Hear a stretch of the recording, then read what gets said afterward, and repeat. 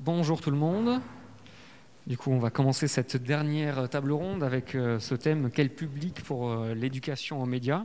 Donc, s'il y a des gens nouveaux, au cas où je me représente rapidement, je m'appelle Martin Delacou, je suis journaliste pigiste et j'ai moi-même fait de l'éducation aux médias, surtout auprès de jeunes, que ce soit des adolescents ou de jeunes adultes.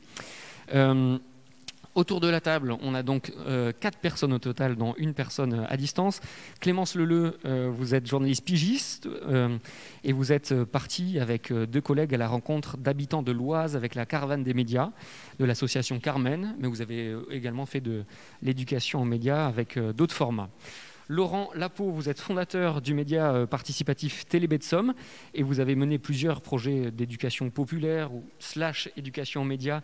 On en parlera à Abbeville, à 50 km au nord-ouest d'Amiens pour ceux qui ne sont pas de la région. François Voisson, ancien correspondant de TF1 à Lille, vous venez de mener un atelier avec de jeunes adultes de la mission locale d'Hirson dans l'Aisne. Vous avez réalisé avec eux un journal télé. Et puis Ambre Gambin, à distance, en direct de Montpellier. Vous êtes doctorante et vous avez travaillé sur une thèse sur la diffusion et la détection des fake news. Alors, quel public pour l'éducation aux médias donc ? La réponse la plus évidente, évidemment, c'est les jeunes. Là, c'est vers eux que sont dirigés la plupart des appels à projets ou des résidences. Et il est certain que dans une société plus médiatique que jamais, où la création de contenu également est plus facile que jamais, l'éducation aux médias peut vraiment leur être utile. On en parlera. Mais quid du reste de la population ? Une étude publiée dans le magazine américain Science Advances en janvier 2019 constatait que la population âgée de plus de 65 ans diffusait 7 fois plus de fausses nouvelles que les 18-29 ans. Alors l'étude s'était tenue en 2016 dans un contexte vraiment très particulier. C'était au moment des élections présidentielles qui ont vu Donald Trump arriver au pouvoir. Mais ces résultats restent intéressants, il me semble. Pour résumer, faut-il autant aller dans les clubs du 3e âge pour faire de l'éducation aux médias que dans les collèges et les lycées ou les missions locales ? Clémence, on va commencer par vous. Donc, outre la caravane des médias, je le disais, vous avez fait plusieurs projets d'ateliers auprès des jeunes. Qu'est-ce que vous constatez ? Il y a vraiment un besoin d'éducation aux médias pour ces jeunes ? Alors un besoin, je ne sais pas trop. Je pense que c'est un public qui est concerné et c'est surtout plus d'éduquer aux médias, ce qui est quand même assez vertical comme affaire. Il s'agit davantage de leur faire comprendre comment on crée une information, quelle est cette logique, et en fait je pense que quand on comprend comment sont créées les choses et comment elles sont faites, comment elles circulent, on est plus à même de pouvoir repérer s'il s'agit de fausses informations ou d'informations correctes. Et selon moi, ce qui est important dans ces ateliers aussi, c'est surtout de faire participer les jeunes et de leur faire produire des choses, de leur faire créer quelque chose, de leur faire se rendre compte qu'une information, ça se réfléchit, ça se discute en groupe, par le biais d'une conférence de rédaction, par exemple. Il faut en débattre, il faut aller se questionner sur qui on va interviewer, pourquoi, pour quelles raisons, de quelle manière, pour ensuite qu'ils ressortent de ces résidences avec une petite victoire de se dire « j'ai réussi à produire une information et aujourd'hui je sais comment on fait, donc peut-être qu'ils vont les regarder différemment aussi ». Et je pense que l'éducation aux médias, c'est surtout le faire, plus que de transmettre des théories qui, en fait, sont écoutées sur l'instant. Mais si finalement on n'a pas fait soi-même, ça peut être difficile de vraiment analyser en permanence. Enfin, même nous, on le fait pas tant on le fait, mais on passe pas notre temps non plus à tout le temps se dire bon alors. Et ça leur permet aussi peut-être d'avoir des outils pour, s'ils veulent eux-mêmes créer des médias ou en tout cas prendre la parole sur les réseaux sociaux pour certains sujets qui leur tiennent à cœur. Effectivement, ça leur donne une espèce de boîte à outils et ça leur donne surtout une confiance en eux qui est déterminante, de se dire que c'est pas parce qu'ils ont 14 ou 15 ans qu'ils sont pas capables de produire une information de qualité, que c'est pas parce qu'ils ont 14 ou 15 ans qu'ils sont pas capables d'être experts de quelque chose, d'analyser quelque chose. Et je pense que c'est surtout ça le but, c'est d'être capable de leur donner une petite boîte à outils dont ils vont pouvoir se servir par la suite pour pouvoir investir eux-mêmes les champs qu'ils ont envie d'investir en fait. Qui seront peut-être très loin de ceux qu'on investit nous-mêmes, mais ça, en fait, c'est pas tant la question. C'est l'idée qu'ils gagnent confiance en eux et qu'ils acquièrent des compétences et qu'ils se disent « Ok, je peux le faire ». Laurent, vous êtes un petit peu dans la même démarche avec Télébetsum. C'est vraiment faire. Vous parlez vraiment à plein de publics, mais vous avez tout un aspect de Télébetsum qui est tourné vers les jeunes. Vous faites notamment des émissions de radio, c'est ça, avec Télébetsum? En effet, depuis peu. Oui, je sais pas si c'est allumé. Voilà. 1, 2. Voilà. Oui, depuis peu, en effet, on est sur la construction et la réalisation de contenus radiophoniques qui vont, je dirais, de podcasts à, en effet, la réalisation d'émissions. Là encore, produire un contenu, réfléchir à comment on le produit, y trouver sa place, sont ces questions qui sont, en tout cas, au centre de la démarche. Alors là, vous m'interrogez sur un public jeune. C'est vrai que c'est, je dirais, un public privilégié dans la structure et qu'on accompagne déjà depuis des actions qu'on mène depuis de nombreuses années. Et puis, il y a un public peut-être auquel on pense peut-être moins, qui est un public adulte, alors pas tout à fait âgé, ni plus tout à fait jeune. On en parlera peut-être juste après. Oui. Juste se focaliser un petit peu sur les jeunes pour commencer. Oui. Qu'est-ce que vous trouvez que ça leur apporte de faire une émission de radio, par exemple? Alors, juste pour répondre à cette question-là, ce qui a été très important, ce qui est pour nous a été la porte d'entrée, c'est de faire écouter. Parce qu'on s'aperçoit que l'écoute chez les jeunes, l'écoute chez les jeunes, c'est pas forcément la priorité. Donc déjà écouter, décrypter, échanger sur ce que l'on écoute, partager ce qu'on écoute, ça c'est déjà un premier niveau. Et puis après il y a la production. Alors peut-être d'abord une production plus recentrée sur notamment les passions, les centres d'intérêt, voilà, et le questionnement qu'on a aussi sur le reste de ce qui nous entoure. C'est vers ça qu'on tend. Mais ça se fait en plusieurs étapes et à plusieurs niveaux. Voilà. À ce propos, vous me disiez au téléphone que vous n'aimez pas trop, finalement, en tout cas, vous ne parlez pas d'éducation aux médias avec eux, parce que justement c'est trop descendant et que on n'est pas là pour faire vous n'êtes pas là en tout cas pour faire de l'éducation, mais pour leur montrer, c'est ça? Pour que eux, je rejoins Clémence, pour que eux fabriquent, pour que eux s'essayent et prennent confiance dans leur réalisation. Voilà, c'est plus ça qui est au centre de la démarche. Alors nous, on est une structure associative, ça fait une trentaine d'années, un peu plus de 30 ans qu'on existe. Et à la fois, on a un travail plutôt d'éducation dans le milieu scolaire. On a des interventions qui s'établissent du collège au lycée, jusqu'à la fac même. Et puis après, on a au sein de la structure ce qu'on appelle du temps de travail hors temps scolaire, des ateliers, des workshops. Et là, même si à chaque fois il y a une nouvelle thématique, on ne dit jamais éducation aux médias. Ils le font sans véritablement que ça soit proposé comme ça, en tout cas. Voilà. Donc, vous le disiez, hein, l'éducation aux médias ne s'adresse pas que aux jeunes, que aux mineurs. Tout le monde, finalement, a besoin d'éducation aux médias. Ambre Gambin, je me tourne vers vous virtuellement du moins. Je rappelle donc que vous êtes doctorante et vous lisez évidemment beaucoup la littérature scientifique sur ces questions de fausses informations. Et le constat finalement, il est très simple, c'est que tout le monde est touché par les fake news. Oui, tout à fait. Je ne sais pas si vous m'entendez. On vous entend très bien. Vous m'entendez? Ok. Bah oui, effectivement, le constat qui est fait aujourd'hui dans la littérature scientifique par rapport aux fake news, aux fausses informations, et surtout sur les réseaux sociaux, c'est qu'en fait, on va être tous égaux finalement face à ces informations fallacieuses, mais pour différentes raisons en fait, pour les différents groupes générationnels, donc en partant des adolescents jusqu'aux seniors, on va avoir différents points de vulnérabilité qui vont faire que tout le monde va plus ou moins tomber dans le piège des fake news, mais pour différentes raisons. Et est-ce que vous me disiez notamment que c'est par différents canaux on sait que Facebook notamment est un petit peu déserté par les jeunes, et du coup c'est les moins jeunes qui sont touchés par là, alors que les jeunes, ça va plutôt être Instagram, Snapchat, Ouais. peut-être TikTok maintenant.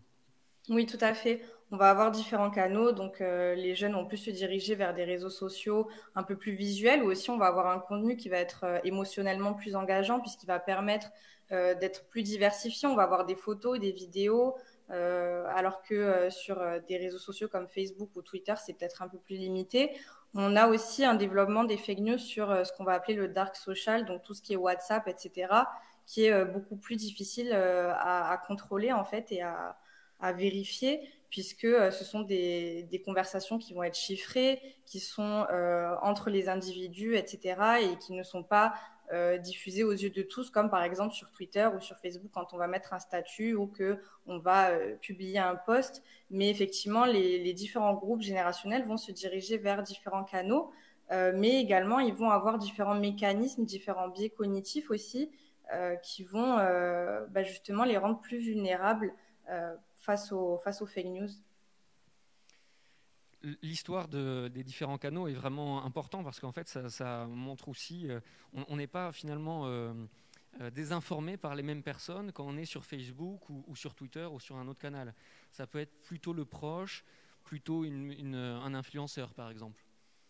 Tout à fait. Et justement, pour ce qui est des groupes de population un peu plus âgés, des seniors, etc., ce sont des individus qui vont être plus induits en erreur par des proches, par des membres de leur famille, des amis, etc., puisque en fait, ils ont une propension naturelle à se dire, en fait, ces personnes-là, je leur fais confiance dans la vraie vie, donc ils ne me mentiraient pas, donc ils ne partageraient pas d'informations fausses ou d'informations fallacieuses qui ont pour but de me tromper, etc. Alors que pour les jeunes, ils vont avoir d'autres points de référence sur ces réseaux sociaux, notamment des leaders d'opinion qu'on peut appeler influenceurs aussi, qui peuvent prendre la forme d'influenceurs ou de micro-célébrités, etc. Et qui vont établir, qui vont tisser des liens avec eux via différents mécanismes. Déjà, ce sont des personnes auxquelles, en général, les jeunes peuvent s'identifier. Ils se sentent assez proches d'eux puisqu'ils peuvent les tenir responsables. Et on le voit aussi quand il y a des bad buzz parfois de la part de certaines personnalités publiques sur les réseaux sociaux, etc., où tout de suite la communauté va essayer de les tenir pour responsables, va interagir avec eux, etc. Et donc par ce lien qui est très fort en fait, et ce lien de proximité qui est établi entre déjà les membres du groupe, les membres d'une même communauté et les membres de cette communauté et le leader, effectivement, il va y avoir des mécanismes d'influence et notamment dans le partage d'informations, bien sûr, et de fausses informations aussi. François, je me tourne vers vous avec votre expérience dans une mission locale, donc à destination des jeunes adultes, 18-23 ans, je crois. Vous me disiez qu'ils avaient beaucoup de mal, peut-être prenez l'autre micro, de faire la différence entre une information et une rumeur, tout simplement. Je pense qu'effectivement, comme ils ne baignent pas, ils ne sont pas acculturés à la consommation des médias, il faut tout de suite partir de leur pratique pour essayer de bien différencier ce qu'est une information, une anecdote et une rumeur. Donc ça a été un peu la base de mon travail. C'est comme ça qu'après on peut bifurquer sur les fake news. Moi, effectivement, en mission locale, ce sont des jeunes entre 18 et 23 ans qui sont en rupture en insertion professionnelle difficile. Ils ont eu déjà un parcours scolaire très compliqué et ils ne consomment pas l'information. Ils consomment leur smartphone, ils consomment les réseaux sociaux, ils ont cette appétence pour l'immédiateté des choses. Ils sont nourris de push, de commentaires, plus que d'informations. Donc comment tranquillement mais sûrement en partant de leur pratique, leur faire comprendre quels bénéfices ils peuvent avoir à déjà faire la différence, à essayer de se questionner. C'est un processus qui me semble très pertinent. Se questionner, chercher, recouper, confronter les différentes sources, c'est des mécanismes qui sont assez naturels chez les journalistes. Et comment on peut peu ou prou leur inculquer ces concepts-là pour finalement se prémunir de fausses informations qui les abordent au quotidien. Et je ne sais pas si vous avez constaté ça avec la mission locale, mais ce que je disais à l'autre table ronde de ce matin, c'est que souvent quand on leur demande quels médias vous consommez, quels médias d'information, ils ne savent pas répondre, ils disent aucun, en tout cas les jeunes que moi j'ai eus, alors que quand on rentre dans les détails, on se rend compte qu'ils tombent sur des vidéos de Brut, de Combini, qu'ils regardent BFM TV avec leurs parents, voire le journal de TF1 ou de France 2 également avec leurs parents. Donc il faut aussi leur faire prendre conscience peut-être, je ne sais pas si vous partagez ça, qu'ils sont déjà dans cet environnement de l'information. Exactement. Et par exemple, ils ne considèrent pas que leur smartphone peut être un outil d'information. Les consommateurs de réseaux, ce sont des consommateurs de réseaux sociaux, pardon, et quand ils voient passer une information sur leur fil Facebook, sur leur fil Instagram, ils ne considèrent pas ça forcément comme une information parce qu'elle est noyée dans tout un tas d'autres publications. Alors j'ai dit, mais oui, vous vous informez finalement. Alors peut-être que vous ne cliquez pas sur l'article, peut-être que vous lisez qu'un titre, qu'une manchette, que des commentaires, mais finalement, si vous développez votre curiosité, vous pouvez très facilement y avoir accès parce qu'ils ont l'impression qu'ils n'ont pas accès à l'information. Et ça part d'un premier constat qui est cette phrase, elle m'avait beaucoup interpellé, c'est « on ne s'intéresse pas à nous ». Moi, j'étais en Thiérache à Hirson, qui est un bassin compliqué, qui souffre d'énormément de problématiques sociales et notamment chez les plus jeunes.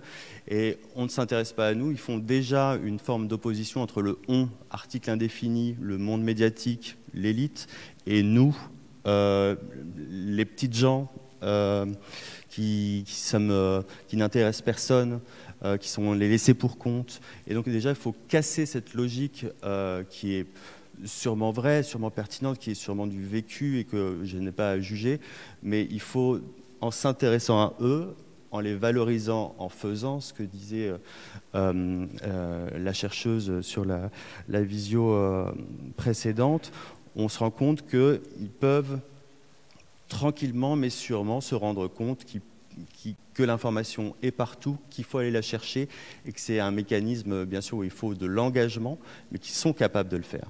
C'est ça qui est intéressant. Et pour donner juste le détail de ce que vous avez fait avec eux, vous aussi, vous étiez dans le faire, puisque vous avez fait un journal télévisé avec eux, 2 journaux, je crois même, à la fin d'une semaine de formation. Exactement, on a la chance, le SJ dispose d'un outil formidable qui est le Newstruck, qui est garé juste en bas et qui est un camion régi avec des caméras. J'avais la chance en plus d'avoir avec moi des pré-apprentis de l'ESJ qui savent tourner, qui savent aussi encadrer. Et on a pu... J'avais un groupe de 6, donc c'était plutôt sympa. Et on avait le temps de faire les choses. Ils ont fait du reportage. Ils sont allés au-devant des gens. Et ça a été la première chose à travailler avec eux, c'est que finalement, aller poser des questions aux gens, sortir dans la rue, leur poser des questions, s'intéresser aux gens. Déjà, c'est un mécanisme qu'ils ne font pas au quotidien. Donc il a fallu se faire violence, les accompagner, et donc on était là aussi pour les aider. Et puis progressivement, il y a une montée en puissance, une montée en confiance. Et à la fin, on a fait un journal de 15 minutes, donc 4 jours de travail, 15 minutes. Et je prends l'exemple d'une jeune femme de 22 ans qui souffre d'une timidité maladive, qui voulait rien faire, qui était vraiment dans son cocon, et qui à la fin a présenté le journal. Et avec un aplomb et une confiance en elle qui était vraiment belle à voir. Et c'est, je pense, l'éducation aux médias qui est pour moi un concept, effectivement. Là, elle prend tout son sens quand il y a vraiment des réalisations comme ça. Donc là, on a parlé de publics toujours relativement jeunes, jusqu'à 23 ans, même s'ils sont majeurs.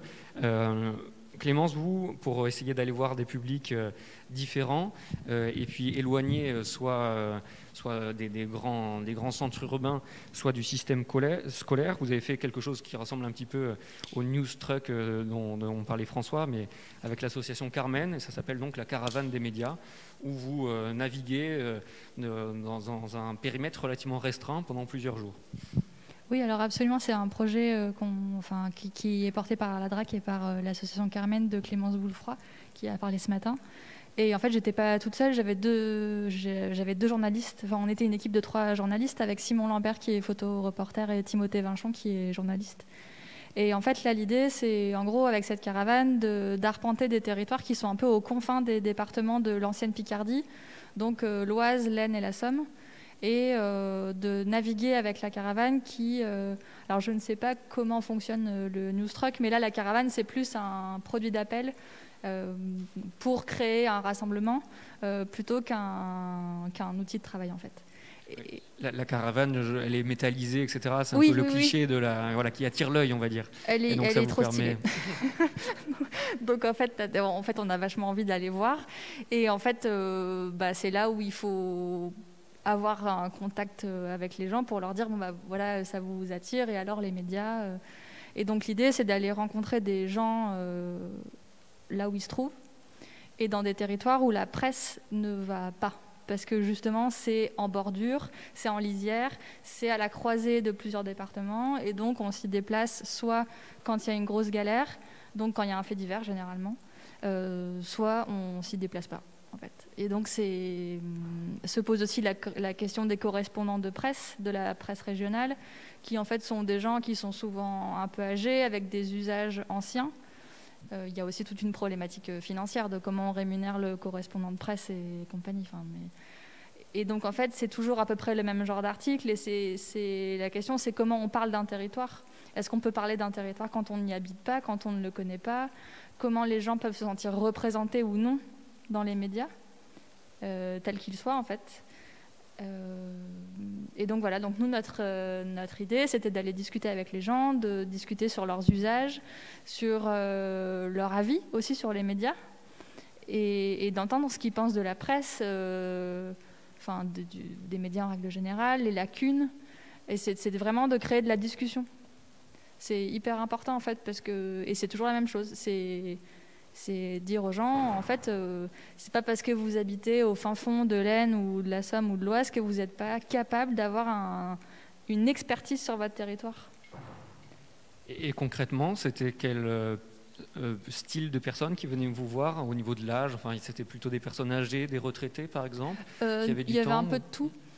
Après, je pense qu'il faut avoir conscience d'un biais qui est quand même existant, c'est qu'en fait, les gens qui viennent, c'est des gens qui sont dans l'espace extérieur et qui se sentent suffisamment légitimes pour aller à la rencontre de gens qui vont leur poser des questions. Déjà, à partir de là, il faut savoir que c'est donc pas tout le monde qui vient. Il y a forcément des gens qu'on n'a pas vus. Donc on ne peut pas dire, oui, c'est parce qu'on se pose là, les gens viennent forcément nous parler. Il y a une question encore de, est-ce que je me sens capable et légitime de venir ? Et donc dans les gens qui viennent, il y avait un peu de tout. Il y avait des jeunes parce qu'on allait dans des structures scolaires. Parfois, on travaillait avec des médiathèques. Puis après, c'est des gens qui habitent dans le village. Et quand les gens la communication dans le village a été bien faite, ça nous est arrivé de nous retrouver avec une discussion avec 15 personnes autour de la caravane, qui peuvent être des mères de famille, des gens qui vivent ici parce qu'ils voulaient trouver un peu de repos par rapport à une vie en banlieue parisienne qui pouvait être épuisante avec des jeunes enfants. Ça peut être des retraités, ça peut être... En fait, c'est les gens qui ont envie de venir parler. Et c'est le seul critère. Donc, Laurent, vous avez choisi une solution un petit peu différente. Avec la caravane, c'est forcément l'itinérance, alors que vous êtes basé à Abbeville depuis des années. Et vous arrivez notamment à faire beaucoup de choses avec des femmes, c'est ça, des mamans notamment, qui viennent travailler avec vous. Oui, alors vous faites allusion à une expérience qu'on a commencée il y a à peu près 2 ans maintenant. Il s'agit d'un quartier qui bénéficie d'une opération de rénovation urbaine et sociale. Et la question, c'était comment faire en sorte que la population s'intéresse à son quartier et à son futur. Mais le futur, pour les habitants, il n'existe pas tant que les travaux ne sont pas là. Donc, il a fallu, comment dirais-je, moi, le souci que j'avais, c'était de dire, dans ce travail de médiation sociale que j'ai engagé sur ce quartier depuis pas mal d'années, quelle est la place des habitants dans ce projet de rénovation sociale, quelle est leur place. Et donc, alors nous, c'est toujours nous qui questionnons le public, mais là, ce que je voulais, c'était que le public se questionne et questionne aussi son environnement. Et donc, on est parti de l'idée de dire, bon, bah, le futur, c'est pas pour tout de suite, mais intéressons-nous d'abord au présent et au passé, à la mémoire du quartier. Et la question, c'était, la question, le projet, c'était de faire prendre conscience à la population qu'il y avait une histoire, une mémoire d'un quartier, une évolution du quartier. Et donc, un travail, derrière tout ça, c'est un travail d'enquête, un travail de recherche qui s'est engagé et qui s'est mis en œuvre. Alors, ça ne s'est pas mis en œuvre comme ça tout de suite, parce que vous le dites très bien, Clémence, j'ai oublié votre prénom. François, j'entends pas bien, j'ai un souci. François, c'est que c'est tout de suite ce qui vient comme un premier obstacle à franchir, c'est la question de la légitimité. Qu'est-ce qui, moi, en tant qu'habitant de ce quartier-là, je vais m'arroger le rôle, le droit d'engager un travail d'enquête, de médias. Alors, une des préconisations, c'est que on se définit et on est un média de proximité participatif, et le participatif, il doit se concrétiser. C'est faire avec les habitants contribuent aux médias. Et donc, c'est sous cet argumentaire que les choses ont pu un peu s'ancrer. D'accord ? Mais est-ce que c'est compliqué, justement, d'embarquer les habitants avec vous ? Alors moi, je suis sur un quartier, enfin, là où on travaille, sur un quartier qui est très particulier. C'est pas la gloire du quartier, hein, mais jamais on se le dit, nous. Enfin, en tout cas, je ne le dis pas. C'est le quatrième quartier le plus pauvre de France. Il y a à peu près 30% d'illettrisme dans ce quartier. Et il y a 70% d'habitants qui vivent seuls avec des enfants à charge. D'accord ? Donc, il y a une problématique, sociale qui est relativement importante. Donc, il faut prendre du temps pour dégager des espaces où on va avoir un peu de disponibilité du public. D'accord ? Donc ça prend déjà énormément de temps et ça fonctionne. Enfin, les choses peuvent se mettre en œuvre quand le collectif se fait, quand il y a une envie d'abord de se retrouver ensemble et d'être ensemble. Et après, on vient avec le média, et l'idée du média, le média participatif, c'est de porter un regard sur son quartier et d'aller à la recherche de cette histoire et de la mémoire de ce quartier. Voilà. Donc ça, c'est ce qui s'est mis en œuvre au fil des mois, au fil du temps, à raison, ça prend quand même du temps, hein, c'est raison, 2 ateliers, à des heures toujours, enfin même en ce moment, l'atelier continue, c'est le lundi soir, c'est à des heures où les mamans ont un petit peu de disponibilité, où elles ont trouvé quelqu'un pour aider à alléger la charge familiale. D'accord ? Alors concrètement, qu'est-ce que ça a donné tout ce travail-là ? Alors c'était des expérimentations, on peut dire des contenus médias, des fois intimes, sur une photo sortie du passé ou une photo presque présente et sur lesquelles on agrège, on livre une intimité, on livre un fait, donc on construit comme ça des diapos, enfin des souvenirs sonores sur le quartier.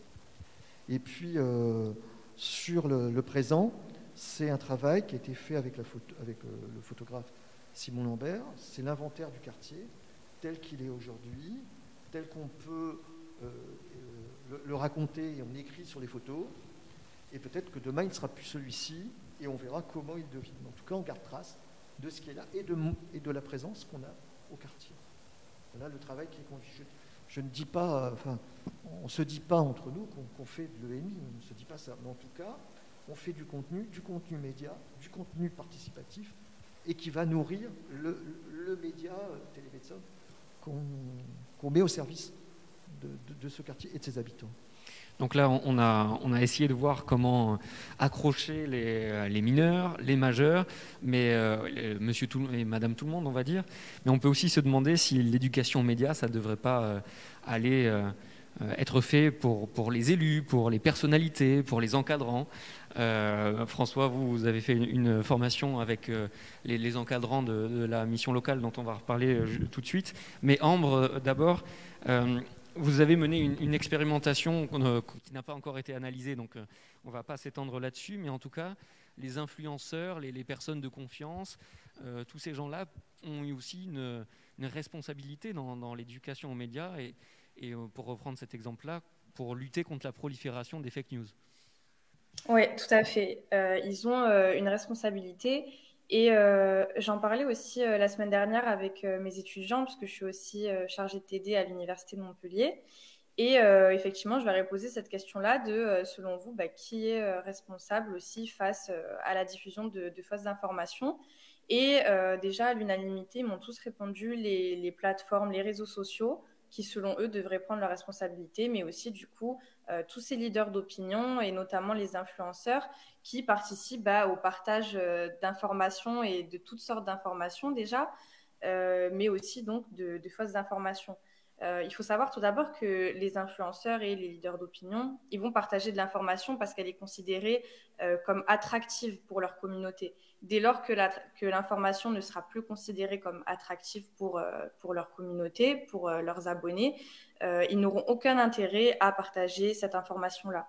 Ensuite, ils vont avoir aussi différentes motivations à partager de l'information et c'est pour ça que il faut s'adresser à eux de différentes manières, puisqu'on va avoir des leaders d'opinion qui ont une motivation plus altruiste, où ils vont partager de l'information tout simplement pour se rendre utile, parce que ça va augmenter le savoir du groupe, de la communauté. Notamment, c'est les leaders d'opinion qu'on va retrouver sur Twitter en général. Ensuite, on va retrouver parfois des leaders d'opinion qui ont une motivation plutôt autocentrée ou égocentrée et qui, eux, vont plutôt bénéficier d'une jouissance personnelle, en fait, à convaincre les autres. Ils vont avoir en général une idéologie plutôt marquée et partager du contenu assez militant, politiquement ou idéologiquement. Et on va avoir d'autres leaders d'opinion qui ont une motivation plutôt à la recherche de statut et eux qui vont simplement apprécier le fait que partager de l'information et avoir des retours de leur communauté, ça va augmenter leur estime de soi, leur estime d'eux-mêmes. Donc déjà, on n'a pas une seule sorte de leader d'opinion, d'influenceurs avec qui on pourrait travailler, qu'on pourrait responsabiliser, puisque ils vont tous rechercher des bénéfices différents dans le partage de ces informations-là. Mais effectivement, c'est des acteurs qu'on va chercher à responsabiliser puisqu'ils ont un impact. On va retrouver déjà des effets de comparaison sociale puisque l'humain a une nature à se comparer aux autres et c'est encore plus extrapolé sur les réseaux sociaux. Et on va avoir une théorie issue de la psychologie aussi qu'on appelle l'effet doppelganger qui va amener en fait certains abonnés, certains utilisateurs des réseaux sociaux à imiter le comportement d'un leader d'opinion, d'un influenceur. Et on peut donc prolonger ça dans le cas du partage de fausses informations. Si un leader d'opinion partage une fake news, en fait, ses abonnés qui veulent lui ressembler, qui veulent se rapprocher de cette personnalité-là, vont faire de même et la partager à leur tour. Et ça va ensuite proliférer à plus grande échelle comme on le connaît aujourd'hui. Donc effectivement, bien sûr qu'ils ont un rôle dans la prolifération de ces fake news et de ce fait, on peut imaginer qu'ils ont également une responsabilité et qu'ils ont déjà une certaine légitimité qui est installée auprès de ces groupes de population, auprès de ces groupes générationnels, puisque comme je le disais tout à l'heure, ils ont certaines valeurs clés. Déjà, on peut les tenir responsables, il y a une facilité de s'identifier à eux qui va faire qu'effectivement, ils ont cette légitimité-là qui est déjà installée. Donc pourquoi pas, finalement, à terme, les inciter aussi à s'impliquer, à s'engager dans la lutte contre les fausses informations. Pourquoi eux aussi ne participeraient pas à sensibiliser leurs abonnés, leur communauté qui est très active et très engagée envers le contenu qu'ils vont partager et pourquoi ne pas tout simplement les inciter à s'engager ouvertement dans une lutte contre la diffusion de fausses informations. Donc bon, peut-être que demain on pourra faire une formation dans les studios de YouTube à Paris auprès des youtubeurs, on verra ça. Mais en tout cas, vous François, c'est ce qu'on disait ce matin, avec l'EJ maintenant, l'école et les formateurs essayent de faire une journée en amont auprès des encadrants en fait, pour travailler déjà avec eux. Parler d'éducation média avec les encadrants, c'est aussi important. Exactement. En amont de tous les projets médias, il y a une journée d'amorce, puisqu'on se rend compte que les encadrants, et notamment dans les missions locales, c'est vraiment des grands frères, des seconds papas, des secondes mamans pour tous ces jeunes qui sont finalement un peu dévalorisés, sortis d'un cadre, et qui, justement, ces encadrants, et vous le disiez très bien, ils ont une responsabilité morale et intellectuelle vis-à-vis de tous ces jeunes. C'est eux qui leur inculquent les bons messages, qui les accompagnent au plus près. Et comme je disais, on parle d'information, d'actualité, mais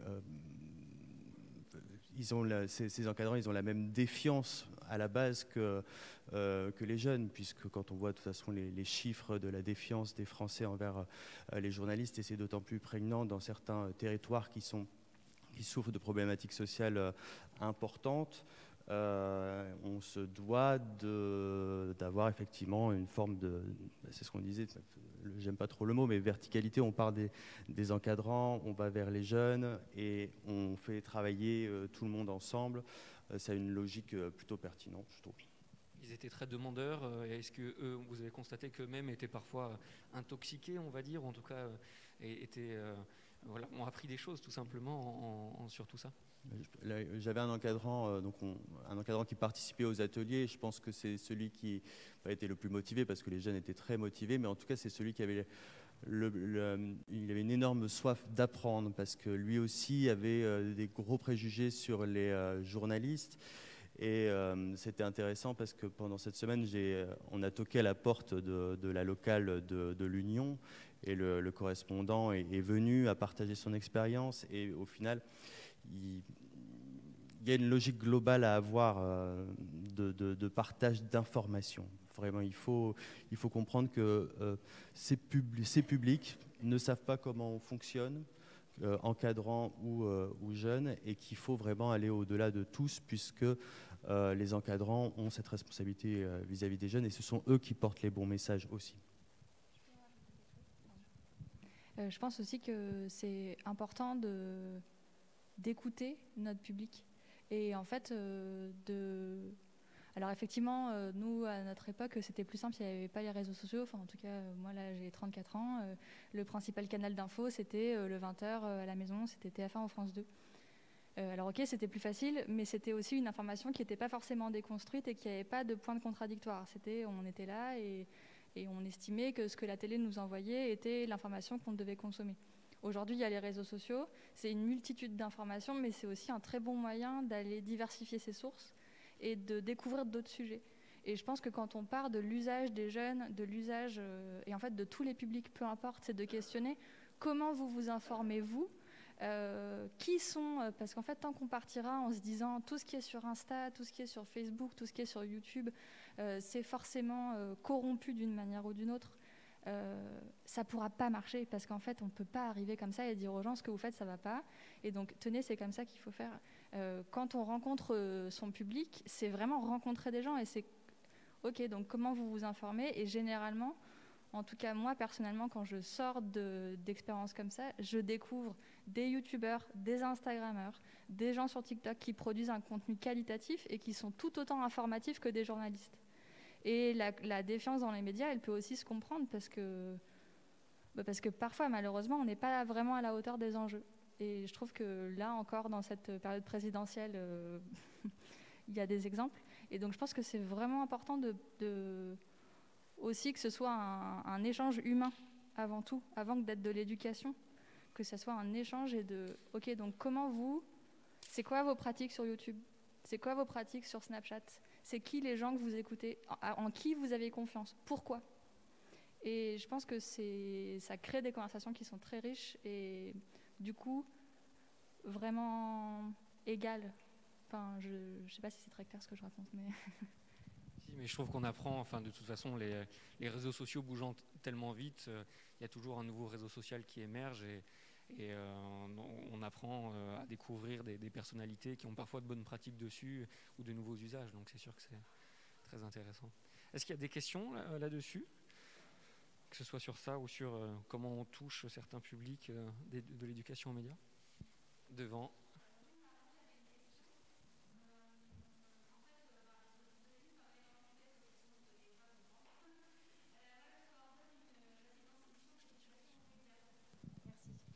Je coordonne une résidence mission d'éducation aux médias. Donc moi, je ne fais pas de l'éducation aux médias, je ne suis pas face au public, mais je dois sans cesse en parler au public. Et étant donné que c'est un dispositif qui se renouvelle chaque année, je dois chercher de nouveaux publics qui ne connaissent pas, qui pourraient être intéressés par l'éducation aux médias. Et est-ce que vous avez des éléments de langage différents en fonction du public face auquel vous êtes pour parler de l'éducation aux médias ? Est-ce que vous allez dire la même chose à un prof qu'à un directeur de mission locale ? Enfin voilà, est-ce que vous avez différentes manières de présenter ce que vous faites ? Peut-être Clémence ou Laurent qui... Oui, Laurent. Okay. Oui, alors, je ne suis pas frontal comme ça. Hein. En effet, j'adapte des discours et quand je suis dans un collège en face d'un principal et quand je suis avec le directeur de la mission locale, forcément, ce n'est pas les mêmes enjeux et ce n'est pas les mêmes objectifs au final de trouver un espace pour pouvoir correctement travailler cette question de l'éducation aux médias. Moi, je viens souvent, je viens avec des preuves à l'appui. Je viens avec des choses que j'ai réalisées, choses que je propose, et on les partage et on les commente. Je viens avec des outils que j'ai réalisés la plupart du temps. Je ne viens pas dans le vide comme ça. Et pour rejoindre, je ne sais pas si je réponds à votre question, peut-être pas tout à fait. Est-ce que, Clémence, ce qui est important aussi dans cette question de l'information, je trouve, c'est qu'en effet, les jeunes sont à la fois auteurs et récepteurs de l'info.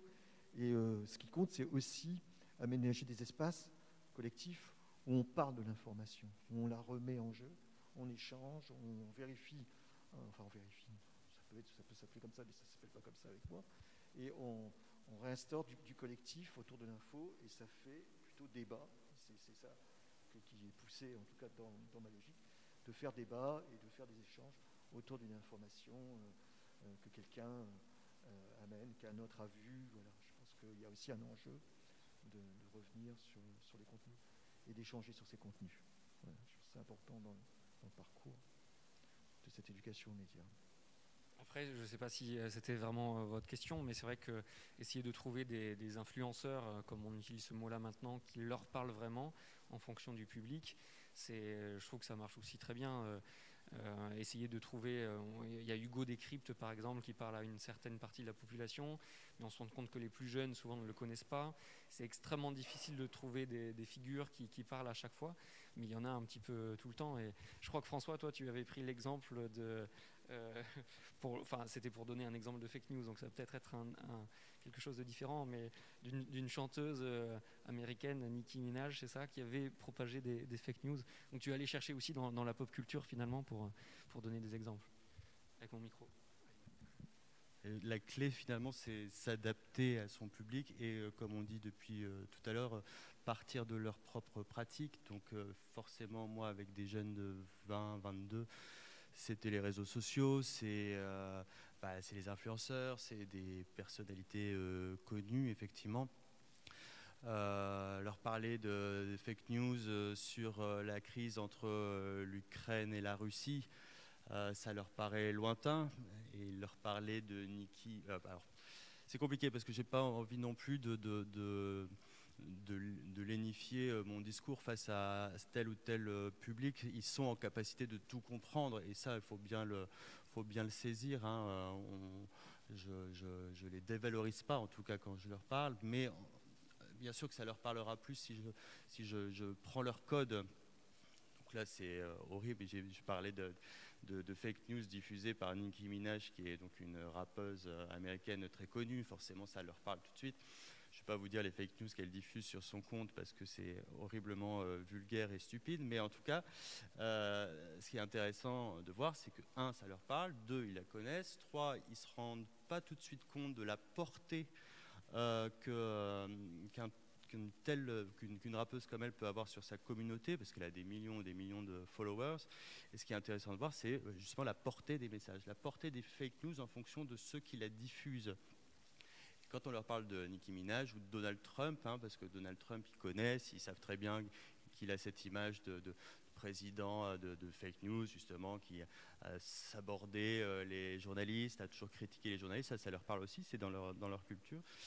Voilà, on comprend, ils comprennent rapidement que c'est pas anodin de rechercher, de vérifier l'information, parce qu'une fausse information peut avoir un impact très négatif, peut faire du mal, peut avoir des conséquences folles.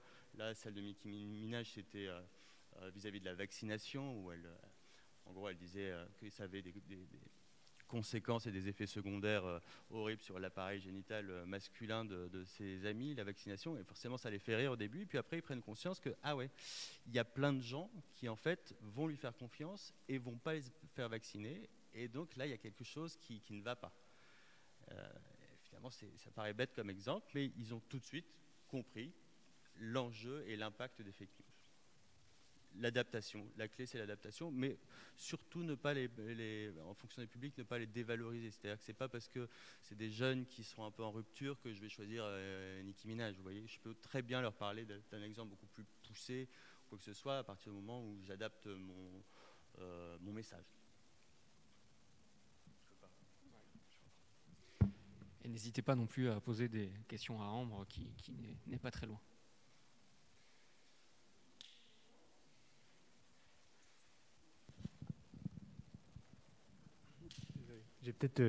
Bonsoir. J'ai peut-être une question aussi pour Ambre Gambin, du coup. Ça vient de me venir. J'aimerais évoquer la question de la perte de confiance. C'est-à-dire que vous rencontrez aussi, j'imagine, vous, des publics qui perdent confiance et qui n'ont plus confiance. Mais est-ce que cette confiance, on la retrouve? J'ai l'impression que des fois, les gens, une fois qu'ils ont perdu confiance, il y a un point de non-retour et ils se coupent de tout ça et de toutes ces discussions. Voilà, tout ce que vous me racontez là, en fait, ça fait écho aussi à ce que vous disiez tout à l'heure. C'est un public, il y a des billets, les gens viennent discuter avec vous, mais il y a des gens qui ne viendront plus discuter. Et peut-être que ça, c'est des choses que vous retrouvez, vous, dans vos analyses, Ambre. Donc j'aimerais savoir si vraiment cette confiance revient un jour ou pas. Et juste une question, la confiance envers les journalistes, les institutions Oui, peut-être plus envers les médias, du coup, de manière générale. Oui, merci pour la question déjà. Donc, effectivement, les médias en général ont beaucoup souffert, notamment depuis la crise sanitaire, depuis le début de la crise sanitaire. Selon l'Edelman Trust Barometer, on a aujourd'hui seulement 50% de la population mondiale qui déclare faire confiance aux médias. Mais c'est quand même plus en 2021 qu'en 2020. Donc, on peut voir que, en fait, il y a eu une assez grosse perte de confiance depuis le début de la pandémie, mais qui commence à remonter petit à petit. En fait, voilà, on a des réactions qui peuvent être parfois virulentes, parfois extrêmes au début, mais finalement, les gens commencent à faire la part des choses, etc.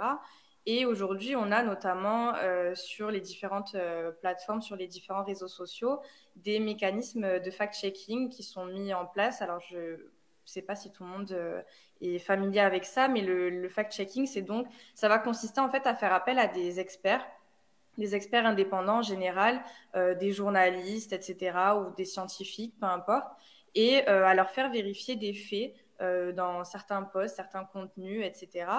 Et donc, on a des réseaux sociaux qui vont travailler avec ces organismes d'experts indépendants et pour évaluer justement la véracité d'une information sur les réseaux sociaux. Et quand j'en discutais justement avec mes étudiants, eux me déclaraient qu'ils trouvaient ça vraiment bien qu'il y ait du fact-checking. Ils en ont déjà rencontré, notamment sur Instagram ou sur Facebook. Et eux faisaient totalement confiance en fait en allant voir la source, en voyant que ça venait principalement pour Instagram, par exemple, d'Agence France Presse, etc., de sources qui ont l'habitude d'être assez crédibles, assez fiables. eux faisaient totalement confiance à ça. Bien sûr, on va avoir toujours des populations qui vont être très réfractaires déjà à la nouveauté et qui vont aussi trouver que ce processus est un petit peu opaque, qu'on sait voilà, que c'est des experts indépendants, mais on ne sait pas vraiment qui il y a derrière. Mais finalement, même si on a voilà, des groupes de population, des utilisateurs qui sont très marqués idéologiquement, etc., qui vont beaucoup se laisser influencer par ce qu'on appelle leur biais de confirmation, c'est-à-dire qu'ils vont plus facilement accepter de l'information qui valide leur worldview, donc leurs croyances, leurs opinions préexistantes, etc. Finalement, on a quand même d'assez bons résultats et on a quand même, selon les études qui ont déjà été menées, la réaction face à une correction d'une fake news, face à un fact-checking, la réaction majoritaire, c'est quand même la mise à jour des croyances. Donc, c'est-à-dire qu'en grande majorité, les utilisateurs, en tout cas des réseaux sociaux, vont accepter ce fact-checking, vont choisir de faire confiance et d'accepter cette correction, d'accepter les faits tout simplement. Donc, c'est quand même encourageant. Le seul obstacle qu'il y a, c'est que, encore une fois, d'après les études qui ont été menées, on va se retrouver sur le long terme face à ce qu'on appelle un effet d'influence continue. C'est-à-dire que même si sur le court, à moyen terme, on a une mise à jour des croyances qui est faite, sur le long terme, la fausse information de départ va persister dans la mémoire de l'individu et finalement, sur le long terme, ils vont être plus aptes à se rappeler de la fausse information, de la fake news de départ plutôt que de sa correction. C'est pour ça qu'on parle justement d'éducation aux médias, à l'information en général, pour justement faire ce travail-là, encourager les utilisateurs à s'engager dans une réflexion plus poussée, un système de pensée plus dans la réflexion plutôt que sur le réflexe, plutôt que basé sur les différentes heuristiques, etc., pour justement que la correction et que les faits persistent sur le long terme. Mais voilà, pour répondre à votre question sur la confiance, etc., on voit que c'est quelque chose qui commence à remonter petit à petit, puisqu'il y a eu quand même un choc, entre guillemets, face au très large volume de fake news qui a été diffusé ces derniers mois et ces dernières années, et donc une réaction où les individus, notamment les utilisateurs des réseaux sociaux, ont choisi de faire confiance à certaines sources, et notamment au fact-checking qu'on leur proposait. Et voilà, ce qui est assez encourageant, c'est de voir quand même qu'au moins sur le court terme, à ce jour, la réaction majoritaire face à la correction et au fact-checking, c'est quand même une mise à jour des croyances et une adhésion aux faits qui vont être prouvés par des experts. Clémence ? Oui, moi je voudrais juste... ça marche ? Non. Juste rajouter un petit quelque chose par rapport à la caravane. En fait, il y a eu 2 saisons. La première saison, c'était été 2020, donc on était en plein dans le Covid. Et là, les gens, quand on allait discuter avec eux, c'était vraiment ah non, mais c'est horrible, de toute façon, on n'en peut plus des journalistes, on n'en peut plus de BFM, on n'en peut plus des médias, c'est tout le temps la même chose, on ne sait plus, on ne veut plus. Et c'était. En même temps, c'est assez dur à entendre parce que, voilà, nous, on était 3 pigistes et on essaye d'essayer de prendre des chemins un peu différents des chaînes d'actu, donc c'est pas forcément agréable. Mais la première chose, c'est aussi que ça nous permet, nous, et c'est ça un avantage de l'EMI aussi, c'est que c'est pas seulement sur le public qu'on vise, mais c'est aussi pour les journalistes, ça nous permet vraiment de toujours faire évoluer nos pratiques et de se questionner sur notre métier et ce qu'il faut faire, comment on fait les choses, est-ce qu'on les fait bien, comment on pourra encore mieux les faire. Et d'écouter aussi les retours du public et pas juste de dire oui bon en fait ils en ont marre mais c'est parce qu'ils comprennent pas. Enfin je pense que si on fait ça on se coupe définitivement des gens. Et la deuxième chose c'est que cette année c'était la 2e saison, donc c'était pareil à l'été et début d'année. Et là il y a eu un vrai changement du discours. On nous parlait plus des chaînes d'infos en continu, on nous parlait du local. Les gens nous ont beaucoup parlé de la presse locale, de ce qui se passait chez eux. Alors est-ce que c'est un effet Covid parce que on a été contraint d'être quand même plus à demeure et compagnie, donc ça on ne l'a pas forcément étudié d'un point de vue universitaire, mais c'est vraiment quelque chose qui est ressorti, c'est que les gens avaient changé leur pratique, ils allumaient plus forcément BFM, même si c'est une chaîne qui reste regardée. Ils nous parlaient beaucoup du local. Comment on fait pour parler de ce qui se passe à côté de chez nous, qu'est-ce qu'on pourrait créer. Enfin voilà, on a aussi assisté à la naissance de médias participatifs. Enfin voilà, il se passe plein de choses en fait, si on prend le temps d'aller voir ce qui se passe sur les territoires. Et il y a Hugo d'ailleurs qui fait partie du collectif Parasite qui veulent créer leurs médias participatifs, mais voilà, c'est aussi un des avantages de la caravane, c'est d'aller dans des territoires où on a l'impression, si on les regarde de loin, qu'il se passe pas grand-chose et que, mon Dieu, ces pauvres gens, ils sont en territoire ruraux et c'est la loose. Alors qu'en fait, il y a 1500 activités qui naissent et il y a surtout plein de choses à apprendre, quoi. Une autre question, oui.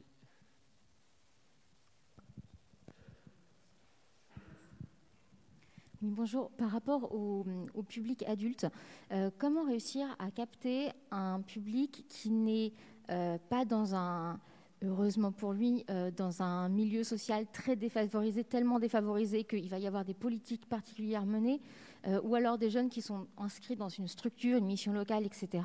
Mais le public encore plus en milieu rural, qui a sa vie, son travail, prend sa voiture, rentre à la maison et finalement ne va pas forcément aller à la bibliothèque. Comment capter ces gens-là? Est-ce que vous avez déjà eu, vous, des expériences, par exemple, je vais caricaturer, mon idée est très mauvaise, mais par exemple de faire un atelier EMI sans qu'il y ait ce nom-là, je sais pas, à la fête foraine du coin ou au comité des fêtes ou des choses comme ça. Est-ce que vous avez eu des expériences pour finalement ne pas attirer que les gens qui sont déjà sensibilisés? Sur la caravane, on l'a placée dans une fête foraine, justement. Donc c'est aussi aller chercher le public, et le public est là où il y a de la vie. Donc c'est les fêtes foraines, les marchés, les sorties de piscine, enfin de centres aquatiques. C'est aller vers les gens et se dire qu'en fait les gens ils n'ont pas forcément le temps. Effectivement, comme vous dites, ils ont des choses à gérer dans leur quotidien, et donc c'est aller là où se trouvent les gens et leur proposer des choses qui leur parlent et qui les intéressent. Et leur dire, nous on a le temps, si vous l'avez aussi, installez-vous et on crée quelque chose ensemble, quoi. Et donc ça peut être une place de village parce que c'est là que les gens se retrouvent. Enfin voilà, c'est aller dans les lieux de vie.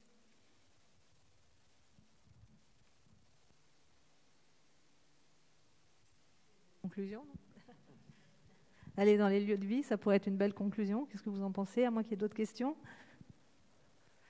Non, alors on va peut-être s'arrêter là. Alors je vais pas vous résumer la journée, hein. J'ai juste pris quelques notes.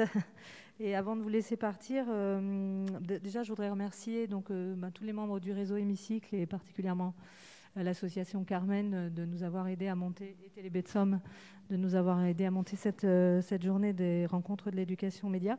Je voudrais aussi remercier très fort les gens qu'on ne voit pas, mais qui sont les gens de Canopée, parce que vraiment on a été très très bien accueillis, ils nous ont vraiment beaucoup aidés. Et puis les personnes de l'école ou pas de l'école qui se reconnaîtront, notamment Claire et Marine et Laurence, qui ont vraiment beaucoup travaillé pour que ça se passe bien. Moi, j'ai trouvé on avait eu vraiment beaucoup d'échanges assez riches.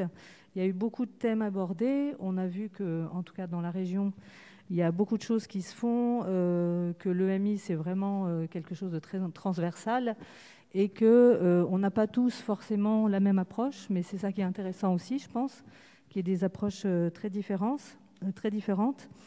Je note qu'on a beaucoup insisté sur la problématique de la formation des personnes qui font de l'EMI. Donc je pense que ça pourrait être un thème pour continuer à travailler. On a parlé pas mal des objectifs.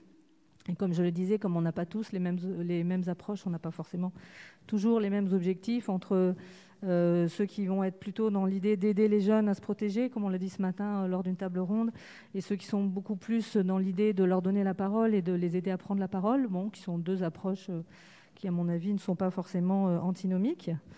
On a beaucoup parlé du développement de l'esprit critique, et c'est pas évident de dire qu'est-ce que c'est que développer l'esprit critique, comment on peut développer l'esprit critique des publics. Donc ça, j'ai trouvé que c'était assez intéressant.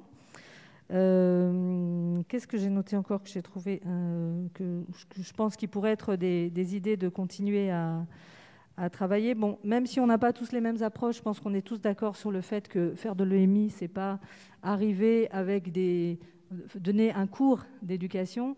Et d'ailleurs, j'en arrive à me poser la question, est-ce que EMI, c'est-à-dire éducation aux médias et l'information, est-ce que c'est vraiment le bon nom pour cette discipline? Je crois que ça vaudrait la peine de se poser la question, parce que le mot éducation, en tout cas en France, a vraiment un peu cette notion d'éducation descendante. Et c'est vrai que du coup, pour certains publics et même pour certains intervenants, ça peut être un peu rédhibitoire ou en tout cas limitant. Donc moi, à la fin de cette journée, je me dis éducation, médias et information, c'est peut-être pas la bonne terminologie. Voilà. Et puis, on a vu. J'ai noté aussi que c'est quand même très souvent un engagement pour vraiment que les gens qui font de l'EMI, alors quel que soit le côté où on est, mais j'ai senti qu'il y a quand même très souvent derrière un engagement, même si c'est quand même en train de devenir un marché et que là aussi, je crois qu'il y a une vigilance peut-être à avoir et des questions à se poser pour pas que ça devienne un marché lucratif et que les choses se fassent un peu n'importe comment. Et puis on a vu avec Samuel Etienne que les nouveaux médias ont un impact énorme et à mon avis on a encore beaucoup de travail. Enfin voilà, les choses vont très vite, peut-être beaucoup plus vite que nous, en tout cas pas mal vite. Et donc moi quand il dit qu'avec un micro, une webcam et un ordinateur à 200 €, il arrive à toucher 80 000 personnes, c'est quand même ça. Je trouve que ça fait réfléchir. Donc voilà, moi c'est ce que j'ai noté. J'oublie certainement beaucoup de choses. En tout cas, je vous remercie tous et toutes pour votre présence. Je remercie nos jeunes pré-apprentis de l'école qui nous ont aussi beaucoup aidés aujourd'hui et les étudiants de l'académie, donc de l'ESJ, qui nous ont beaucoup aidés dans l'organisation des ateliers. Parce que nous, on était ici, mais pendant ce temps-là, il y avait tous les ateliers dans les autres salles.